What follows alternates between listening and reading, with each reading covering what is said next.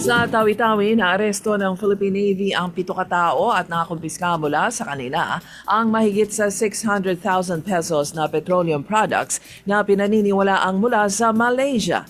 Namataan ng Western Mindanao Naval Command ang isang lansa sa Sikalkalong Island, Languyan, Tawi-Tawi, nang ito'y sitahin at isailalim sa inspeksyon. Nadiskubre ang karga nito na 50 drum ng diesel fuel at mga LPG tanks. Sa Davao City, ipinalabas na ng city government ang Kalag-Kalag 2025 guidelines para sa dadalaw sa libingan ng kanilang mga mahal sa buhay sa All Souls Day. Ang mga pampublikong libingan ay bukas mula alas 6 ng umaga hanggang alas 8 ng gabi at may one entrance, one exit policy sa mga tao at mga sasakyan.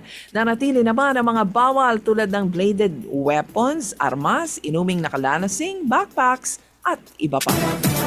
Sa Cagayan de Oro, inanunsyo ng Department of Information and Communications Technology o DICT na ang Northern Mindanao ay nangungunang riyon sa Mindanao na may pinakamaraming active internet access.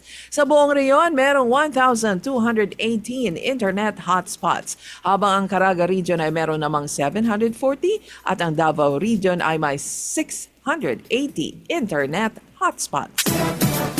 Sa bayan ng Gipos, Zamboanga del Sur, hindi nakakatulong ang mga tao dahil sa takot na baka pumasok sa kanilang tahanan ang nakatakas na buwaya mula sa kulungan nito noong Panglinggo.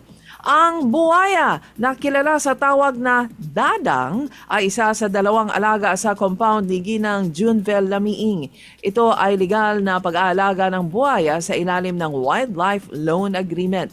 Hanggang ngayon ay tuloy ang paghahanap sa freshwater crocodile na binansagan ng ilang mga netizen na si Congressman